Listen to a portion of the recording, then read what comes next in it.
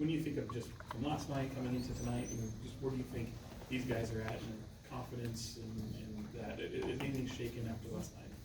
No, I mean, there's disappointment, because everybody expects to win, and when you lose, it's tough, especially going 1-3 on the trip, and we could have probably easily gone 1-3. I hope I'm saying it right, but we could have easily gone 3-1 on the trip, and then losing last night. So I think that's 4 out of 5. So disappointment is tough. It's not easy because guys in the locker room are competitive, but I feel like they know they have a really good chance of getting tonight, and they know what's at stake. And like I said, it's good for us to be in this situation. It's great for us. Hey, Mike, situational shot making. I know it's something that the Pelicans did really well last night, just keeping you at arm's length every time you got close. And it was a trait of the Warriors when you were there too.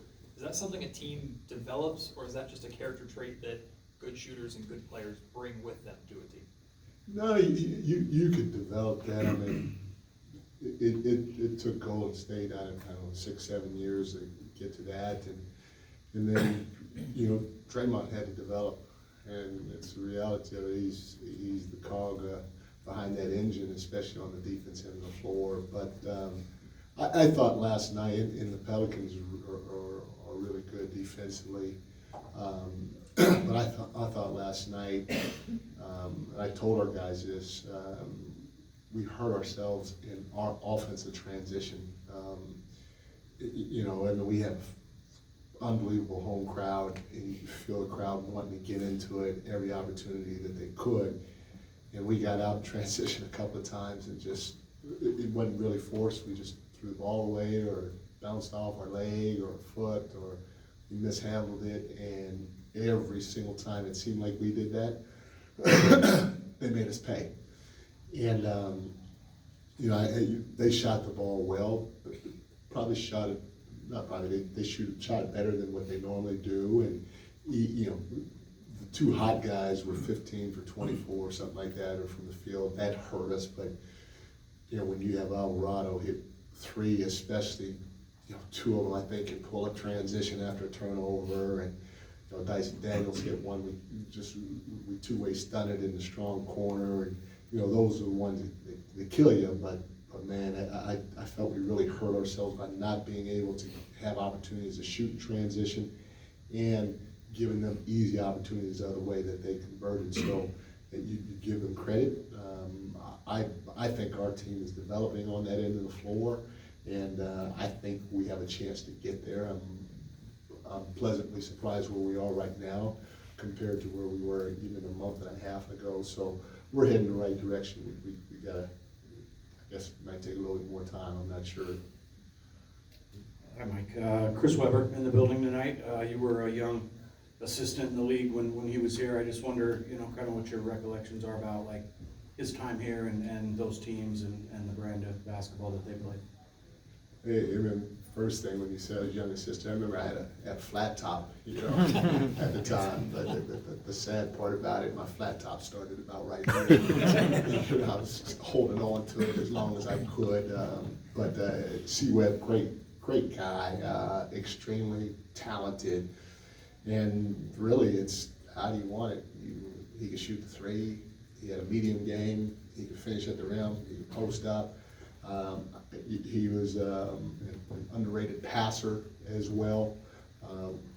I thought he had a great feel for the game. Even as a young player, he had a great feel for the game. And as he got older, his communication got better with his feel. Obviously, they had really good teams here, a lot of fun. They had obviously they had a chance a couple of times at it, but definitely a great dude and should be loved wherever he played and wherever he goes back to. Learning moment of sorts for Colby last night. Just how good is it for him to go through those things, and what's your messaging to him after that game? No, it's great for him to go through it. For sure, learning thing last night for him to go through, and he's just got to keep his head up. I mean, he's a first-year player. He's going to have his ups and he's going to have his downs. He's gonna be thrust into minutes. He's gonna be taken out of the lineup. I mean, it's kind of the same thing. Keon went, because Keon played initially, quote unquote, in garbage time, or however you want to call it, and then he didn't play at all, and then he played a little bit more garbage time, and he finally got an opportunity, and I pulled it back. So it's the same thing that Kobe has to go through. He's got to earn it, and nothing's going to be given to him.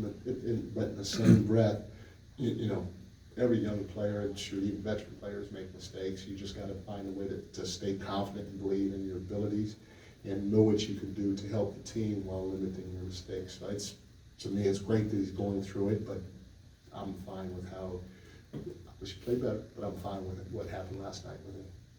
Like, we're to the point where we see who the 4 play-in teams are. Have you looked at them and just, we're talking 8 Hall of Famers, likely.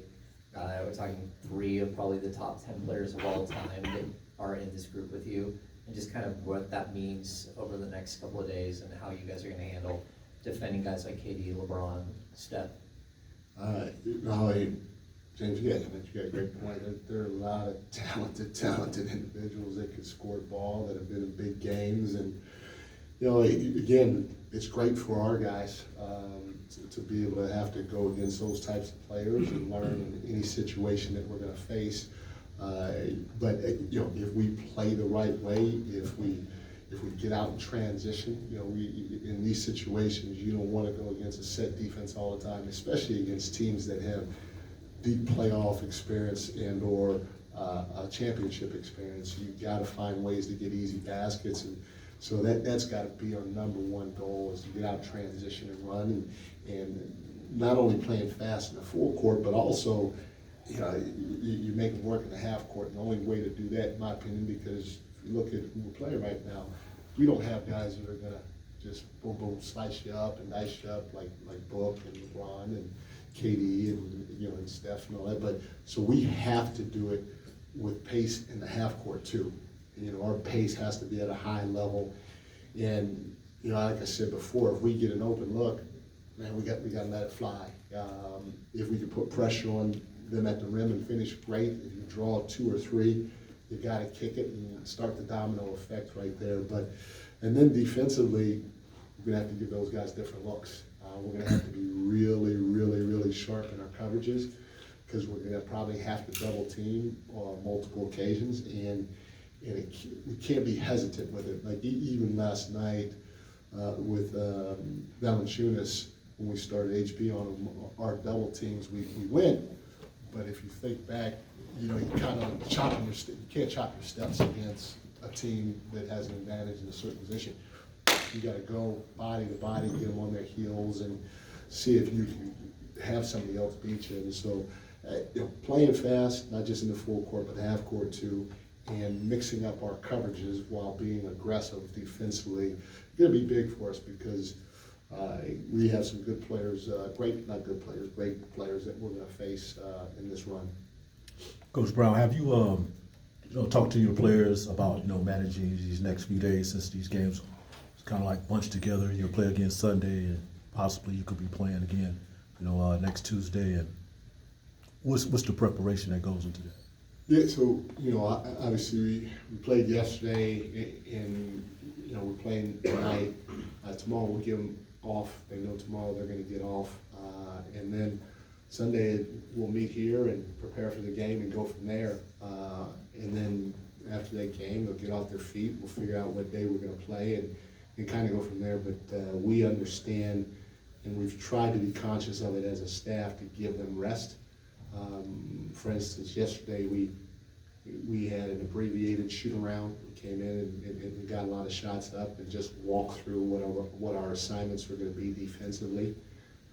Walk through a couple of offensive sets. So we're conscious of it. We've been communicating with them and trying to keep them off their feet as much as possible. But man, it's just the way the schedule is.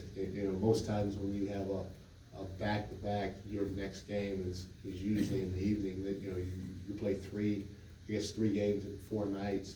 But this is the first time that I think I played. It'd be 3 games in 3.5, days. Because of the noon game on Sunday. So little different, but, you know, our guys still have to go out and perform. It's what we get paid to do, and if there's a time to do it, it's right now. Thanks, everyone. Thank you guys.